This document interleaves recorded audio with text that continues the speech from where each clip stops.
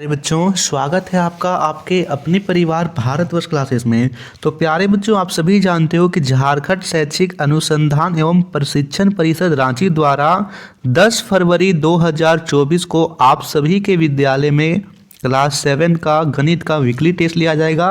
और इस वीडियो में हम आपके गणित के आने वाले प्रश्नों में से वेरी इंपॉर्टेंट क्वेश्चंस को करवाएंगे। ठीक है बच्चा, तो यहाँ पे आपको वीडियो को जल्दी से शेयर करना है। और आप अभी तक इस वीडियो को लाइक नहीं किए हो तो प्लीज़ बच्चा लाइक कर दीजिएगा।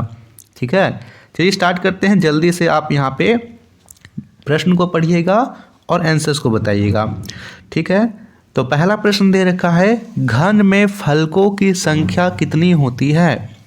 विकल्प दे रखा है 6, 5, 3, 4। बताएंगे घन में कितने फलक होते हैं। तो यहाँ पे सही उत्तर होगा बच्चा 6। घन में 6 फलक होते हैं। कितने होते हैं बच्चा? 6 फलक होते हैं। यहाँ पे मैं एक घन बना लेता हूँ, उसके बाद आप सभी को यहाँ पे समझ लेना है कि घन में फलक क्या होते हैं। तो देखिए इस प्रकार से यहाँ पे मैं घन बनाने की प्रयास करता हूँ। चलिए, तो यहाँ पे जब आप इस 300 को देख रहे हो, जैसे A1 है ना, आप यहाँ पे अंदर में देख पा रहे हो, 1 हो गया, 2 हो गया, 3 हो गया, 4 हो गया, 5 हो गया और यहाँ पे एक 6 हो गया नीचे वाला। यहाँ पे 6 हो गए कुल। तो कुल 6 फलक होते हैं। आप इस प्रकार से नहीं समझ पा रहे हो तो आप जिस रूम में बैठे हो उस रूम में कितने दीवार हैं? तो आप बोलोगे सर हमारे चारों ओर 4 दीवार हो गए, ऊपर एक छत हो गया, नीचे एक ज़मीन हो गई, तो यही सब तो फलक है। तो यानी इसमें 6 फलक होते हैं। दूसरा प्रश्न दे रखा है, बेलन में किनारों की संख्या कितनी होती है? विकल्प दे रखा है 1, 2, 3 या 0। तो यहाँ पे सही उत्तर होगा बच्चा 0। बेलन में किनारों की संख्या 0 होती है। तो दूसरे प्रश्न का उत्तर डी सही है। तीसरा प्रश्न दे रखा है, शंकु में शीर्ष की संख्या कितनी होती है? अब यहाँ पे जल्दी बताएंगे शंकु में कितने शीर्ष होते हैं। शीर्ष यानी कोना, तो शंकु में एक कोना होता है। तो तीसरे प्रश्न का उत्तर होगा 1। ए विकल्प सही होगा। चौथा प्रश्न दे रखा है, आयत का क्षेत्रफल ज्ञात करने का सूत्र है। आयत का क्षेत्रफल ज्ञात करने का सूत्र क्या होता है? आधार गुने ऊंचाई, लंबाई गुने चौड़ाई, 1/2 आधार गुने ऊंचाई या इनमें से कोई नहीं। सही उत्तर होगा बच्चा लंबाई गुने चौड़ाई, है ना। लंबाई गुने चौड़ाई बी विकल्प एकदम सही है। जहां इसे हम लोग L मान लेंगे और इसे हम लोग B मान लेंगे तो L × B हो जाएगा। लंबाई गुने चौड़ाई ज्ञात करने का सूत्र, आयत का क्षेत्रफल ज्ञात करने का सूत्र होता है। पांचवा प्रश्न यहाँ पे दे रखा है, किसी आयत की लंबाई और चौड़ाई क्रमशः 24 सेंटीमीटर और 12 सेंटीमीटर है तो आयत का क्षेत्रफल क्या होगा? अभी हमने देखा आयत का क्षेत्रफल ज्ञात करने का सूत्र होता है लंबाई गुने चौड़ाई। यहाँ पे हमें दे रखा है लंबाई 24 सेंटीमीटर है और चौड़ाई 12 सेंटीमीटर है, तो 24 × 12 हो जाएगा। जल्दी से गुना कीजिए 24 की 12 से और बताइए कि आंसर क्या आएगा।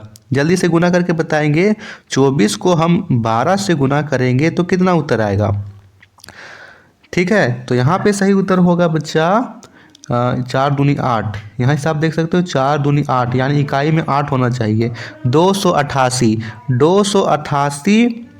यहाँ पे सही उत्तर होगा 288 वर्ग सेंटीमीटर।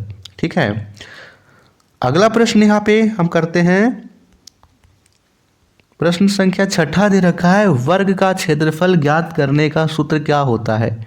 वर्ग जिसकी चारों भुजा आपस में बराबर होता है उसका क्षेत्रफल ज्ञात करने का सूत्र हमें बताना है। विकल्प दे रखा है भुजा गुने भुजा, आधार गुने ऊंचाई, लंबाई गुने चौड़ाई या इनमें से कोई नहीं। सही उत्तर होगा बच्चा ए भुजा गुने भुजा। जिसकी एक भुजा ए दे रखी हो 10 सेंटीमीटर तो 10 × 10 करेंगे यानी 100 सेंटीमीटर स्क्वायर इसका क्षेत्रफल हो जाएगा। 7वां प्रश्न दे रखा है, वर्ग का क्षेत्रफल क्या होगा यदि उसकी एक भुजा 14 सेंटीमीटर हो? तो हमने अभी देखा वर्ग का क्षेत्रफल ज्ञात करने का सूत्र होता है भुजा गुने भुजा। भुजा दे रखा है 14 सेंटीमीटर है, तो 14 गुने 14 होगा। जल्दी से गुना कीजिए और बताइए क्या आएगा। यहाँ पे आएगा 196 सेंटीमीटर स्क्वायर। विकल्प में नहीं दे रखा है, यहाँ 144 नहीं होगा, 234 नहीं होगा, 542। सही उत्तर होगा इनमें से कोई नहीं, क्योंकि यहाँ पे 196 होगा। 8वां प्रश्न दे रखा है कि यदि किसी आयत की लंबाई 12 सेंटीमीटर हो और क्षेत्रफल 144 वर्ग सेंटीमीटर हो तो उस आयत की चौड़ाई कितनी होगी। हम सभी जानते हैं कि आयत का चौड़ाई ज्ञात करने का सूत्र होता है लंबाई गुने चौड़ाई। यहाँ पे हमें दे रखा है क्षेत्रफल 144 वर्ग सेंटीमीटर है, तो हम लंबाई गुने चौड़ाई बराबर 144 कर देंगे। हमें दे रखा है लंबाई 12 सेंटीमीटर है, तो 12 गुने चौड़ाई तो नहीं दे रखा है, तो चौड़ाई की जगह b लिखेंगे और 144 कर देंगे।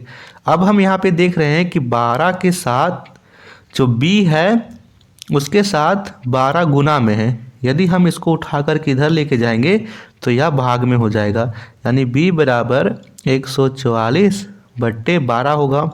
अब 12 का पहाड़ा में यहाँ पे 144 को काटेंगे तो ये कटेगा 12 बार में, b आ गया 12, यानी यहाँ पे जो चौड़ाई है वो आ गया 12 सेंटीमीटर। 12 सेंटीमीटर सही है। इसकी हम जांच भी कर लेते हैं, कैसे सही है। आयत का क्षेत्रफल लंबाई गुने चौड़ाई, लंबाई 12 सेंटीमीटर, चौड़ाई 12 सेंटीमीटर, तो ये 144। ये आयत ना होकर थोड़ा सा वर्ग जैसा हो गया ना, क्योंकि इसका सभी बराबर हो गया है। अगला देखते हैं, तो 9वां प्रश्न दे रखा है यदि किसी वर्ग का क्षेत्रफल 625 वर्ग मीटर है तो एक भुजा की लंबाई कितनी होगी। प्रश्न बड़ा ही शानदार है बच्चा। प्रश्न कहता है हमें दे रखा है कि वर्ग का जो क्षेत्रफल है साइड गुने साइड है वो दे रखा है कि 625 वर्ग मीटर है। हम साइड गुने साइड को s स्क्वायर भी लिख सकते हैं, क्योंकि 2 बार है तो 625 आया। जब हम इधर से स्क्वायर हटाएंगे तो इधर रूट चढ़ जाएगा, s बराबर √625। अब रूट हटाएंगे तो यहाँ पे आएगा 25, क्योंकि 25 का यहाँ पे 625 को 25 गुने 25 लिख सकते हैं, तो यहाँ से एक 25 बाहर हो जाएगा, 25 आएगा, यानी यहाँ पे सही उत्तर होगा 25। 25 तो यहाँ नहीं दे रखा है, डी विकल्प सही होगा। यहाँ पे आप उत्तर याद रखेंगे 25 सेंटीमीटर, 25 मीटर, ठीक है, 25 मीटर इसकी एक भुजा की लंबाई हो जाएगी। प्यारे बच्चों 10वां प्रश्न यहाँ दे रखा है यदि किसी आयत की लंबाई और चौड़ाई का अनुपात 3:2 है, यदि उसकी परिमाप 240 मीटर हो तो आयत का क्षेत्रफल क्या होगा। हमें यहाँ पे लंबाई और चौड़ाई का अनुपात दे रखा है, तो हम क्या करते हैं, जिस अनुपात में दे रखा है उसी अनुपात में हम x के रूप में मान लेते हैं।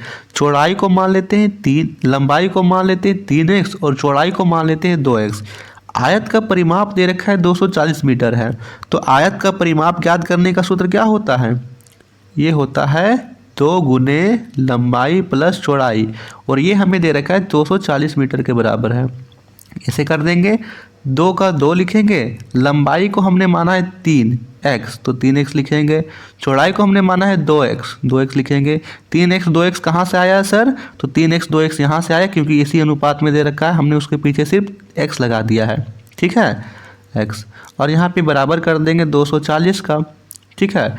अब यहाँ से आप देखिए 2 का 2 लिखिए, 3 और 2 को जोड़ेंगे तो होगा 5x बराबर 240। 2 की गुना 5 से करेंगे तो 10, x का x बराबर 240। अब x लिखिए इधर 240 और यह 10 इसके साथ था गुना में, यहाँ पे होगा तो होगा भागा में, यहाँ से 0 से 0 कट गया, आया 24। x का मान आ गया 24, x का मान कितना आ गया बच्चा, 24 आ गया। तो हमने लंबाई को माना था 3x, तो लंबाई क्या हो जाएगी 3 गुने 24, यहाँ से गुना करोगे तो आपका आएगा 72। चौड़ाई को हमने माना था 2x, तो और x का मान आया है 24, तो 2 गुने 24 होगा, गुना करेंगे तो आएगा 48। अब हमें लंबाई भी पता है, चौड़ाई भी पता है, क्षेत्रफल ज्ञात कर लेंगे। आयत का क्षेत्रफल आयत का क्षेत्रफल ज्ञात करने का सूत्र होता है लंबाई गुने चौड़ाई। लंबाई आया 72 और चौड़ाई आया 48, तो 72 गुने 48 हो जाएगा।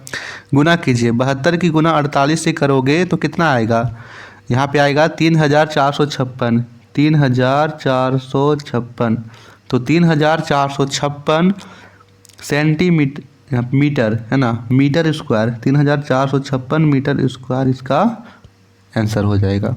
ठीक है, तो यही इसका आंसर था।